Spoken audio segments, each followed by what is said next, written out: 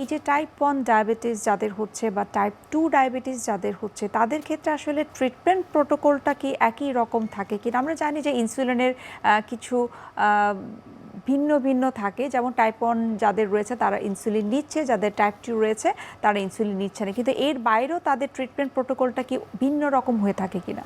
এটা তো ওষুধের কথা বলি, ইনসুলিন বা ট্যাবলেট এটা তো ড্রাগ। ডায়াবেটিস এমন একটা রোগ, এটা ইম্পর্টেন্ট যে ওষুধ ছাড়াও কিন্তু ডায়াবেটিস চিকিৎসা করা যায়। তা আপনার তিনটা জিনিস মনে রাখতে হবে। এটা হলো life style alteration, life style change করতে হবে। 2 নম্বর হলো খাওয়া দাওয়ার অভ্যাস পরিবর্তন করতে হবে। একদম ডায়াবেটিস রোগী অবশ্যই ডিসিপ্লিন হতে হবে, তাকে সিগারেট খাওয়া যায় না, স্মোকিং চেঞ্জ করতেই হবে। এখন একজনের একটা পার্টিকুলার ওয়েট থাকার কথা, সে ওয়েটটা তার বেশি আছে, তাকে কমাইতে হবে। ওয়েট কম আছে, তার ওয়েটটা বাড়াইতে হবে।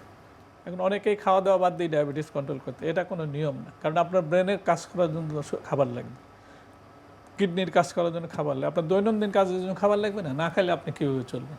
সেই জন্য খাওয়াটা আপনাকে সাফিসিয়েন্ট করতে হবে। এখন এই খাওয়াটা আপনি ডায়েটিশিয়ানের কাছে গিয়ে করতে পারেন, আপনি যে কোনো ডাক্তারের কাছে যেতে পারেন, অথবা বাংলাদেশ ডায়াবেটিক সমিতির যে বই আছে ওই বইতে গাইডলাইন আছে। এখন আপনার একটা গ্রস হিসাব দিই, একজনের যদি 165 সেন্টিমিটার হাইট হয়, তার বেস্ট ওয়েট হলো 65 কেজি। এখন তাকে খাওয়া হিসাব করে খেতে হবে 65তে আনার মধ্যে। সেই জন্য খাওয়াটা ইম্পর্টেন্ট। আর খাওয়ার কম্পোনেন্ট কী করবেন? অনেকে আছে কিছুই খায় না ডায়াবেটিস। ডায়াবেটিস হলে প্রত্যেকটা লোক প্রতিদিন 1 কাপ দুধ, একটা মিষ্টি ফল, কুসুম সহ একটা ডিম খাবেই। অনেকেই খায় না, কিন্তু এটা খাবেই, এটা তার জন্য দরকার। এখন মিষ্টি ফল আপনি সবই খেতে পারেন। কলা যদি সাগর কলা হয় অর্ধেক খাবেন, এমনি কলা হলে একটা খাবেন।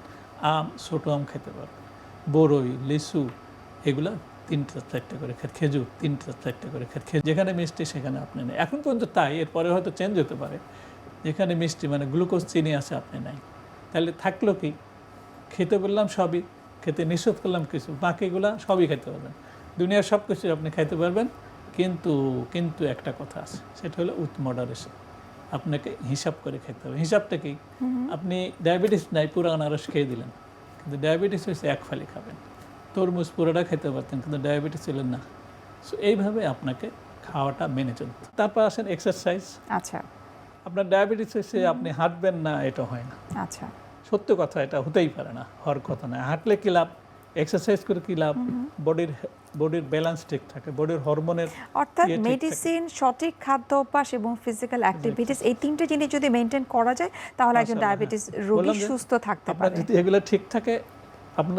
ঠিক থাকে, প্লাস 3 মাস পর পর আপনি ডাক্তারকে দেখান, আচ্ছা, মাশাআল্লাহ 80 বছর পর্যন্ত আপনার কিছু হওয়ার কথা।